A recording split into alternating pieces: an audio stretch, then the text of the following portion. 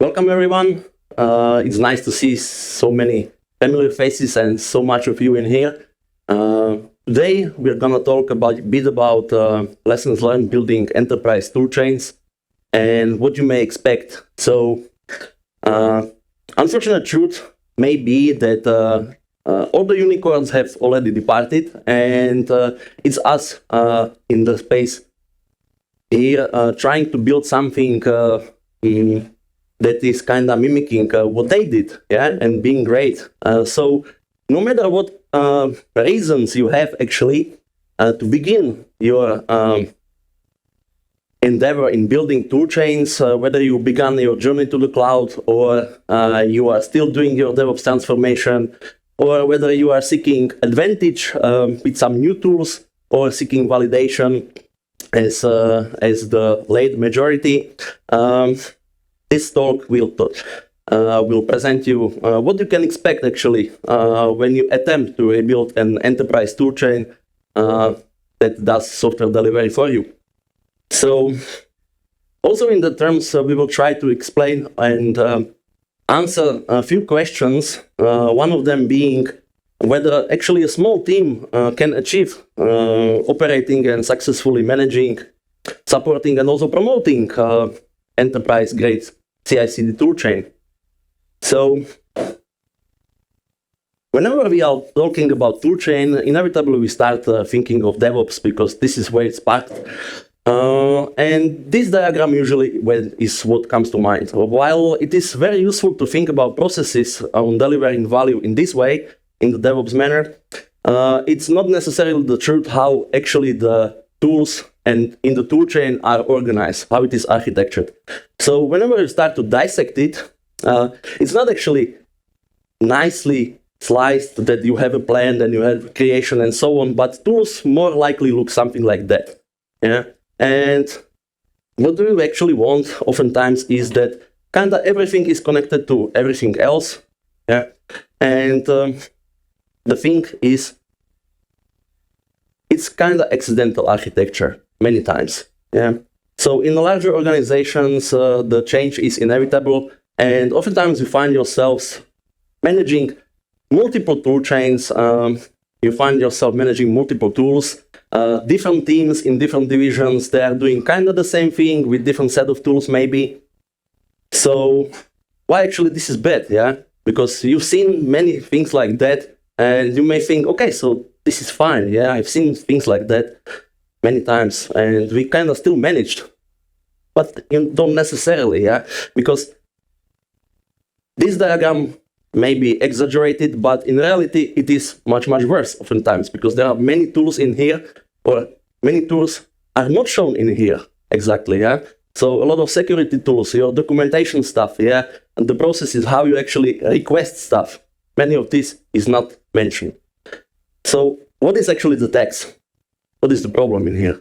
So whenever you have such a large toolchain, maybe multiple streams of toolchains, the problem actually is that you have very high complexity, and managing it is nearly impossible. You also do have a lot of separated toolchains. Some of them are interconnected in different manners, some of them don't. They follow oftentimes different processes. Maybe those processes been unchallenged for a very long time. The other problem is, for security reasons, there is a lack of transparency. And also, not only for security, it's also necessary that people who are the direct consumers of your toolchain or the services that you provide with the toolchain, they kind of cannot fit it in their head. Yeah, what is it that they actually need? Yeah.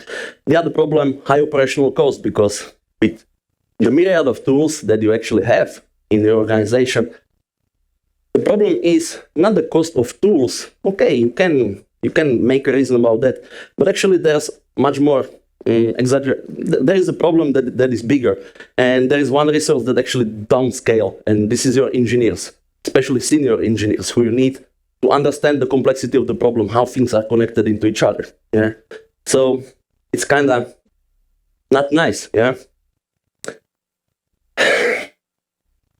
So, what may be the thing that many organizations do when they find themselves in this situation. And maybe this part because they merged together, because they split it, because they bought a company, whatever it is.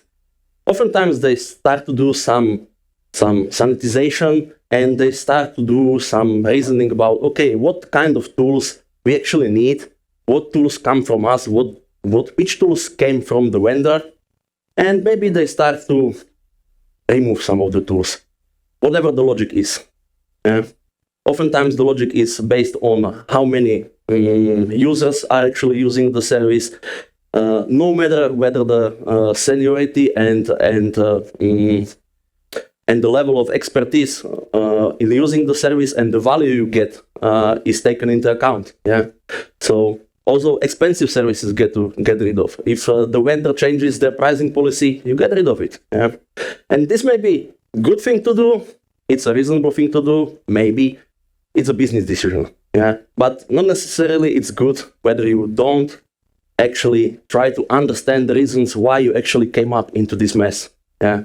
So what may be the possible reasons that we found, and that many of you most probably will find as well if you start to analyzing this. So oftentimes it's unfulfilled business needs.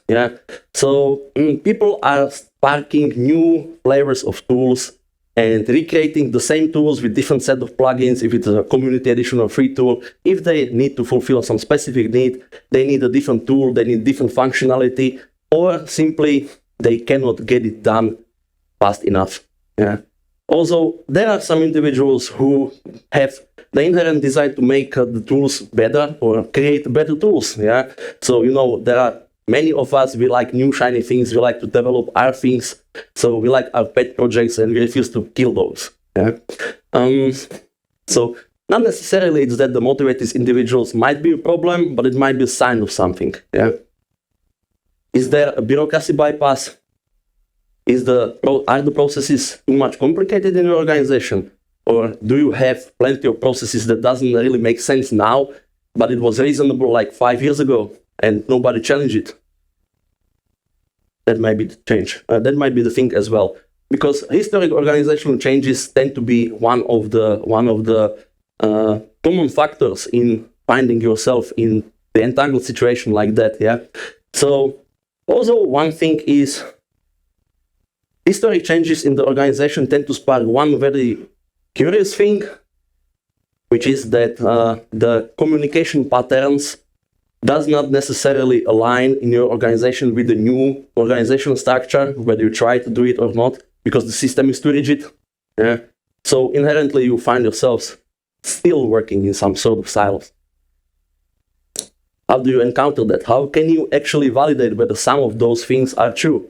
Well, you start to ask, communicate, you go for department to department, you try to solve their problems, or not to solve, understand what kind of problems they are actually trying to solve, better said.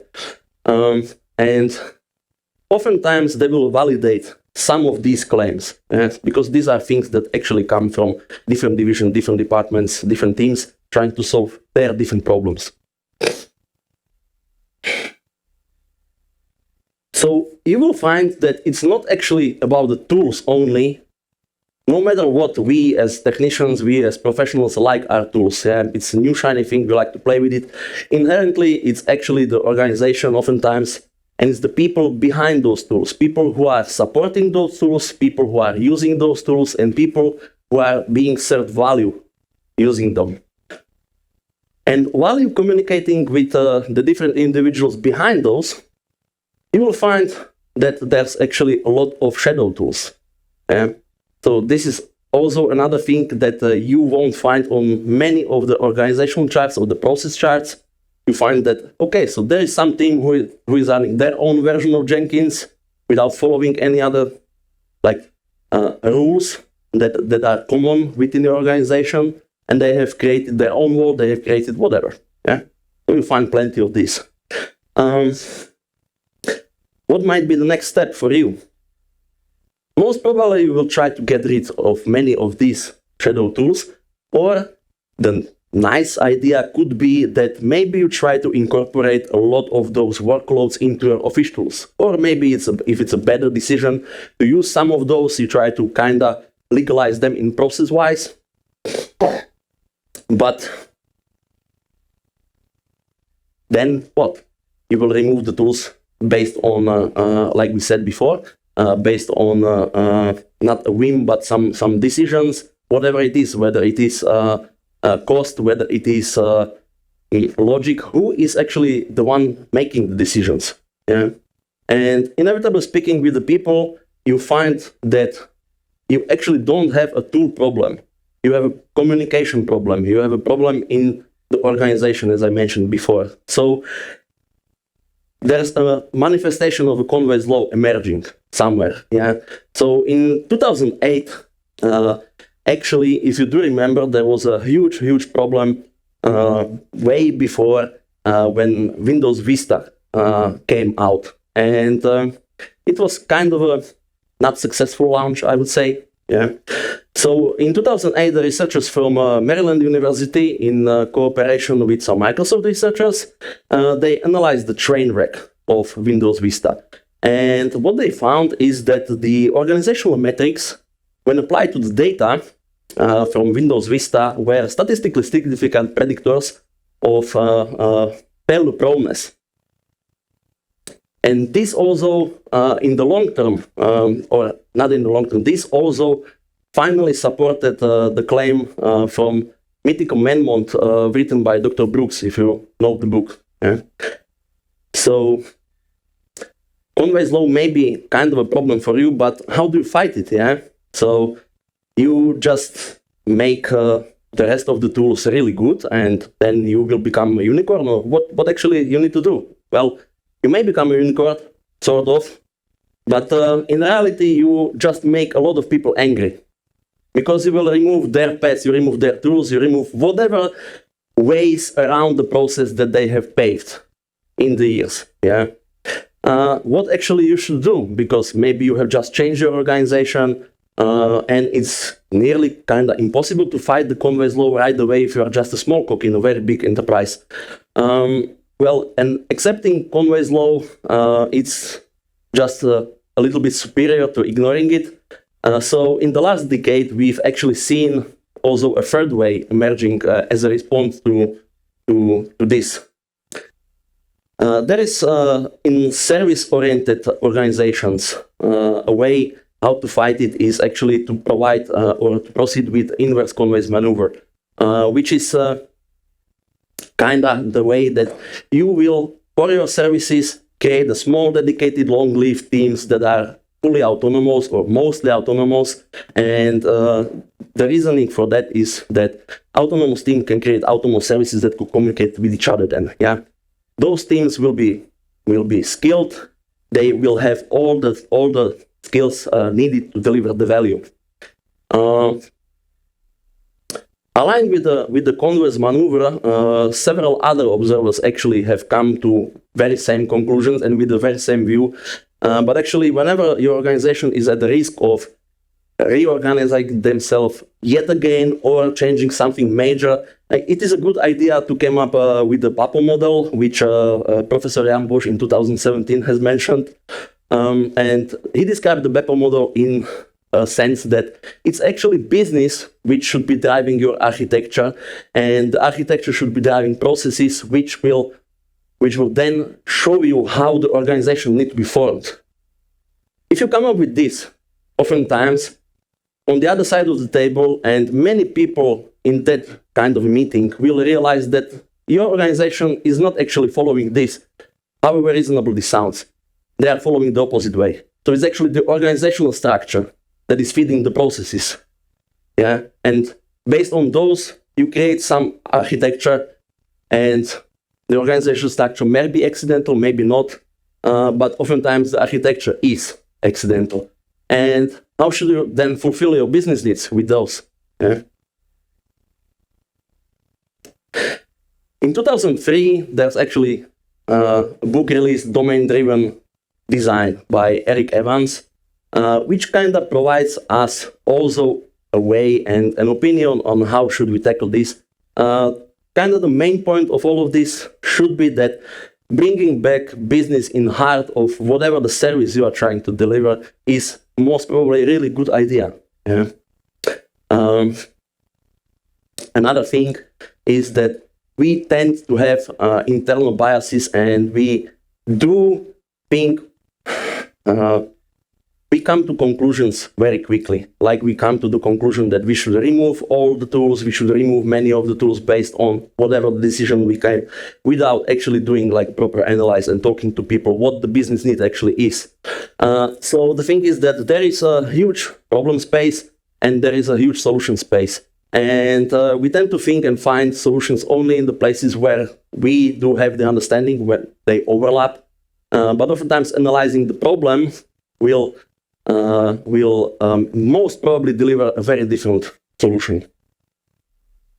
How do you came about that? How do you start tackling down the BEPO model step by step? So actually, one of the useful things is maybe throw out an event storming event. Yeah. So event storming, maybe you have heard about that. You basically try to find a lot of people who are experts in their domains, not necessarily only in managing tools is toolchain, but also consumers of those tools. People who are simply trying to provide business value. This is starting tackling B. How do you find those people? Well, do you remember you talk with people? You find that there are a lot of people behind these tools. So you finally start to decouple the real people, real teams, real organizations who are behind it, people who support it, who are the consumers. And once you actually have the group selected, you cannot actually throw such a large event, or maybe you could, but it's a lot of processing. So you try to distill it down into some reasonable, let's say, groups. So you have at least some architecture emerging out of that. And it's not architecture per se how you should organize your tools now. It's most probably the groups of people who tend to communicate together the most. Yeah? So the output of your event storming most probably will be some groups of interests, some groups of tools that and business needs that needs to be tackled together. And out of this event, oftentimes we'll find what actually is the relationship and the dependency structure and the communication structure between the different teams and their departments. So some may be depending on another more because they are just processing whatever the output from previous organization is. Some may have a more nuanced relationship because they depend on each other and they need to form a partnership, because if one fell, the another pair fell inevitably. Yeah? And opposite may be true. Also, you may find that there are a lot of teams who kind of work on the same type of problems. Yeah. So they are trying to tackle the shared responsibility, but not necessarily in a structured way. Yeah. So maybe a good idea would be to create a short-lived team, let's say a mission team, who will tackle the shared responsibility in that time. If you cannot do that, and if you find that most probably the cognitive load is much higher, then you make this team permanent and you extract those people from their previous organization so they can work on this. The other problem is that you shouldn't actually give too much guidance on how to organize, because you may not be able to do so. Yeah. So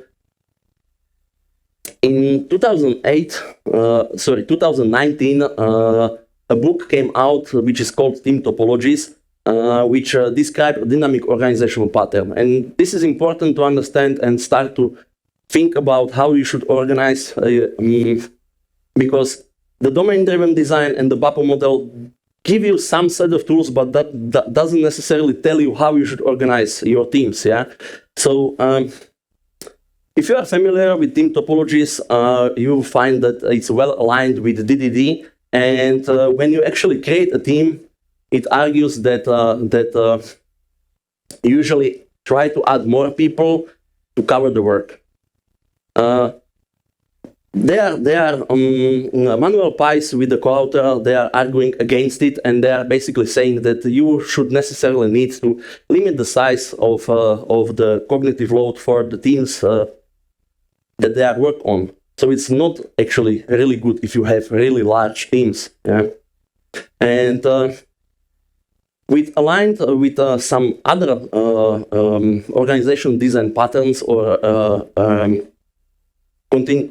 organizational design for continuous innovation like Amfix, which is extending on team topologies, which is also complementary to the DDD, you may find a nice way how to describe what actually is the communication structure and how your teams are delivering the value.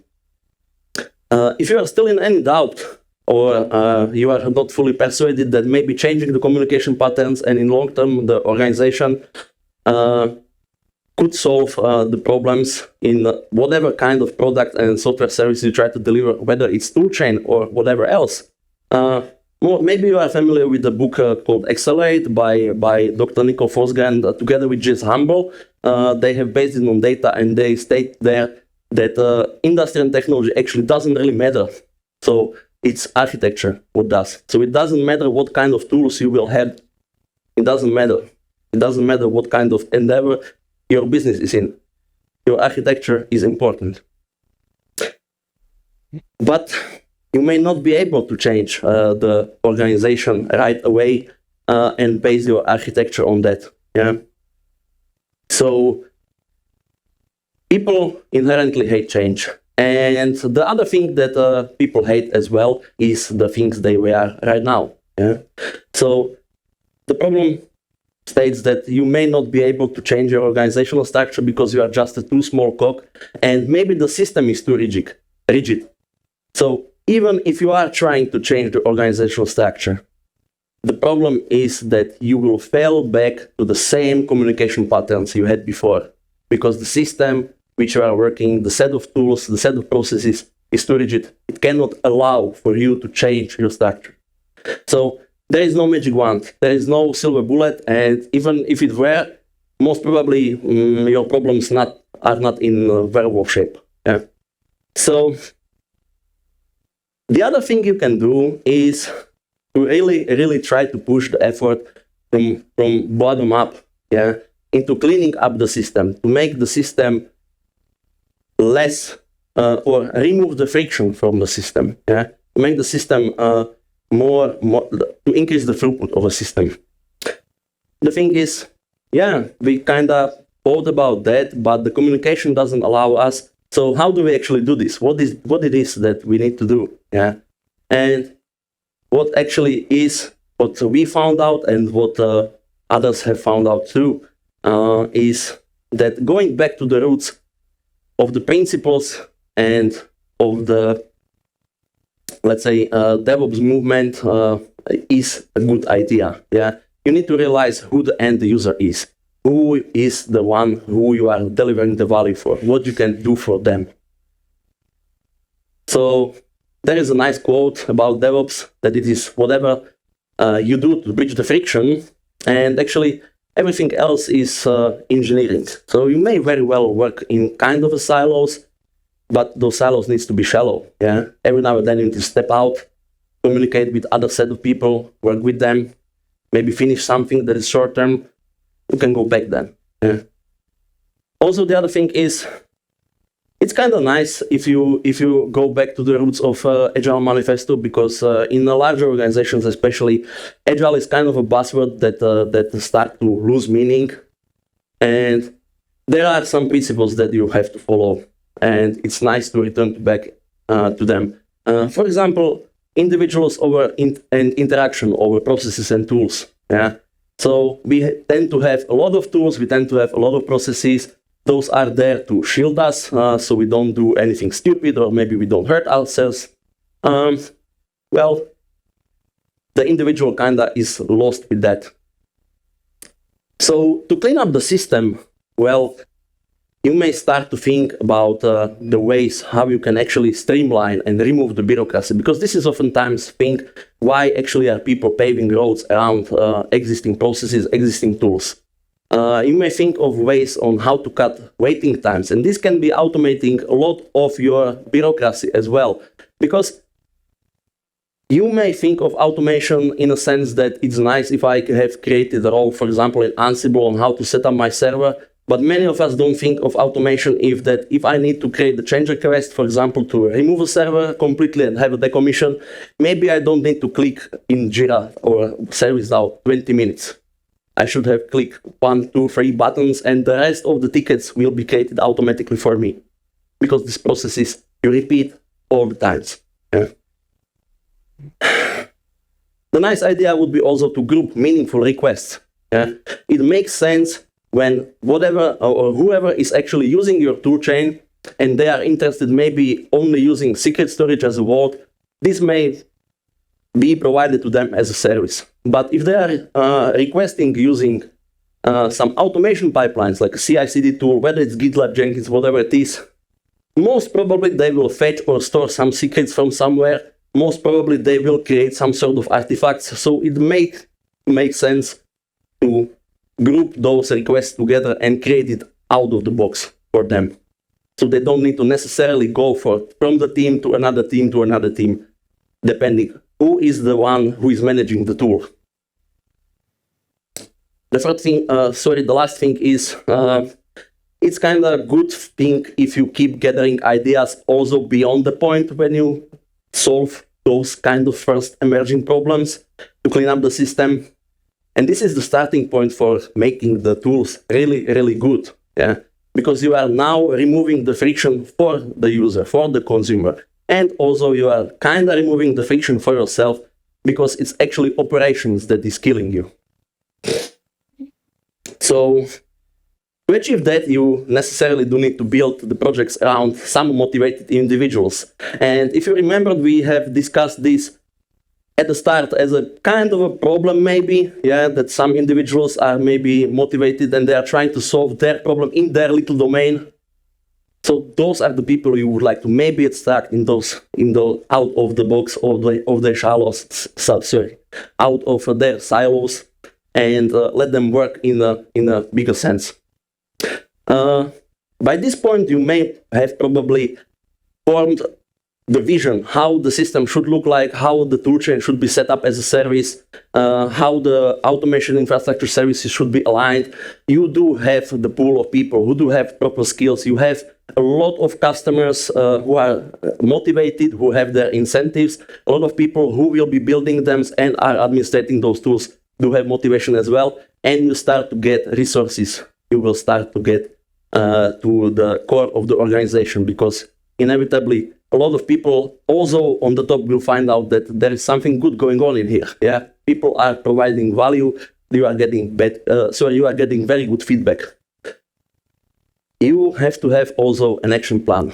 Yeah, so otherwise you most probably, if you lack any of these 5 things, you will just fail miserably. And this is what you don't want to actually do. Yeah.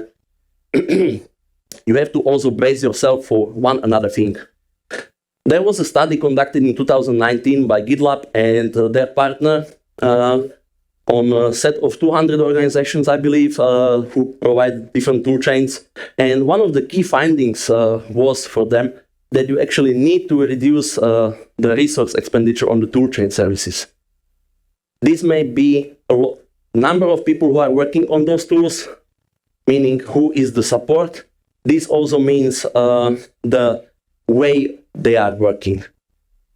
So this kind of may be answering the question whether a small team can manage and promote such a large infrastructure in an organization, because they found out that it should. Yeah? How do you do that? Well, manual operations have consequences. This is the way. And the answer why you are actually growing your teams, because it's daily operations for support of those tools. Especially if you are running in community editions, where you're trying to maybe do some spike every now and then, and this spike from a temporary solution that you try to solve one problem, you find out that it's kind of now managing a critical resource. And now you have another problem, because the vendor has changed their policy, and you cannot update it, or you cannot find a proper path how to keep your data and also do a reasonable upgrade to the latest version.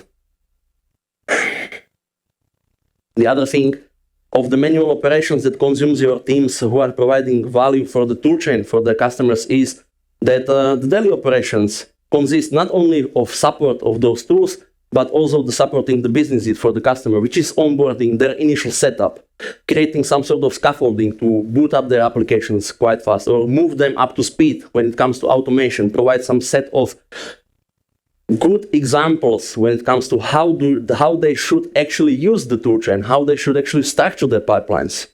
You have to have prepared a lot of this. If you do this from team to team, you will find yourself running out of resources. Also, you need to provide really, really good integrations out of the box. If you have a team who requests whatever automation in Jenkins, and they don't have direct connection out of the box, for example, to version control system, you may find yourself facing a lot of questions how they should actually do that, even if it's a simple answer. So, while it is true that the theoretical sense teaches us that improving anywhere but on the bottlenecks might be an illusion, you actually need to be really smart about that. Yeah. So you want to achieve maximum continuous value being provided, given the minimal effort you have to do. Yeah. How we do that? Well, automation to the rescue once again. And this may be a different set of automation that many of us are used to, because we are used to automation maybe like this. This is already here, which is a very ancient slide. I believe it's 2019 or 17 or something, where actually a bot has found out that there is a dependency which is needs to be updated. So it's updated, created a request, merged it, tested it, and another bot applied it. This is kind of things that we oftentimes do, and as we think about automation. What we don't think about automation is that process automation and business needs automation, delivering value for customer, may be automated as well, but in a different manner. And while it may seem very different from the standard use case, like if you build up your Nginx server or you're trying to tackle the dependencies that are outdated, it's actually really not. So the fundamentals are just the same, but you have to be very smart when gluing things together. Yeah, because the research by GitLab and Forrester, they found out that a lot of toolchains are actually integrated by a loose couple of scripts that are held somewhere in the admin's infrastructure. This might not be a good idea. Yeah, and they are using many different languages. They are using many different set of tools. It is not manageable. It is not scalable. Yeah, you may follow some guidance. Also, it's a very different kind of automation. So you may be finding yourself unfamiliar with reusing the same module plenty of times, because many of those tools, they expose the API, many of those, they expose some sort of events. Those are the things that you have to work on. You will create a lot of requests via API. And whenever something doesn't fit, don't hesitate to create new module for yourself, but just beware, be smart about that. Yeah, make it standardized. If it's just a spike, you don't have to run your critical infrastructure on that, because you will find yourself emerging the same problem 2 years from that point. So you would like to most likely try to automate the complete operational lifecycle. So when it comes to onboarding of the customers to the toolchain, their onboarding, promotion to the higher SLA environment, whatever standard task that your team may face it. Don't worry about that, because, as I mentioned, it's not everything, but mostly it's API calls. It's well-documented APIs, it's well-versioned APIs, and also most of that when it comes to processes, when it comes to bureaucracy, when it comes to fulfilling security documentation, it's mostly templates. Yeah, all of the problems kind of have been solved. The problem that hasn't been solved is to provide well-known interface for the customers who are trying to get the value out of it. So you may tie the requests directly to Jira, directly to ServiceNow. Yeah, and you may group the requests in the sense that you maybe do kind of an obfuscation that you don't necessarily let the beginner user or a project manager request that they need GitLab, they need Artifactory, they need whatever. You are trying to build, for example, Node.js application. And this is the set of things you most probably will need. Yeah? Also, you need to kind of provide the good guidance. So documentation should be nice.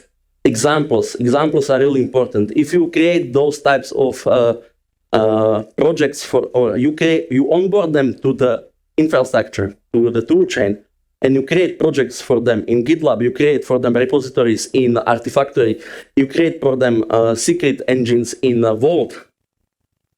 Make sure that you are also building for them an example pipeline, how all those things are connected, because inevitably, like after a week, you will find yourself for them scraping through your documentation, which most probably is mixed with customer documentation, with admin documentation, and they couldn't make it work for themselves. Make sure that you provide good examples for them and that you provide adoption support. Also, we would like to provide for them some sort of visibility. It's easy to hook the new project to whatever data gathering tool, data source tool you are using. Yeah? People now, they want data, and this data could drive your endeavors and your communication sets with those set of customers. One thing that is not here and is kind of called inherently, please do think about that. How would you think all of this secure out of the box? Because inevitably security will come. And you maybe have achieved all of that. So from this point, it's all sunshine and rainbows. Well, there is one thing. One thing that is constant in any organization in the world is the change. So inevitably, the change in the business will come, the change in your organization will come, the people will leave you, or you depart, whatever it is. You will buy a new company, they will bring their set of tools. The change is the constant. My name is Pavel Kestefran. I work for Erste Digital, mostly in Vienna and here in Bratislava, and I'm part of platform automation services there. Thank you.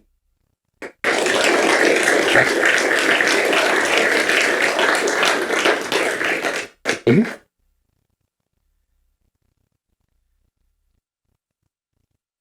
Looks like we have time maybe for one question. DevOps as culture failed at enterprise level. Well, it's a hard question, and it's also an opinionated answer, I would say.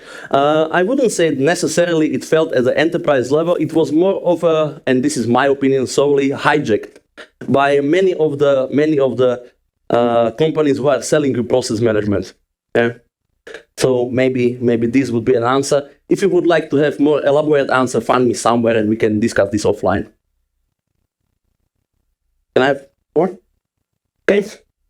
So, do you know any effective way for documenting toolchains? How to support this documentation to be a single place where devs could get all needed information? This is also a hard problem, but kind of solved, not necessarily only for the toolchains. So I don't remember it out of the box, out of my head, but there is a way to structure the documentation, and basically there are 4 incentives why people are searching for documentation. So you actually don't know anything about the product and you are seeking information. So you should structure the documentation in a sense that it provides some basic information about what the product is, what kind of value can deliver for you. Then you have some sort of users who are kind of experienced whatever it is your service is providing, and they are looking for quick how-tos. And you need to follow that pattern to provide the how-tos to them. On a third point is that there are people who are seeking understanding. Yeah. So people do have a lot of work done on the services you provided, enormous value to them, but they are seeking deeper understanding. For those kinds of people, you need to create different set of applications, most probably filled with diagrams, most probably filled with explanations why it is hooked together like that. And the fourth kind of people actually is who are seeking more options. So for those people, most likely the API reference, if you do provide any sort of standardized API with your toolchain, is the value. Yeah. So you need 4 kinds of documentation. I don't remember the name of the way how this pattern for documentation is called, but meet me up in a moment outside and I'll provide this to you. Thank you, Pavel. I think time's up. Thank you.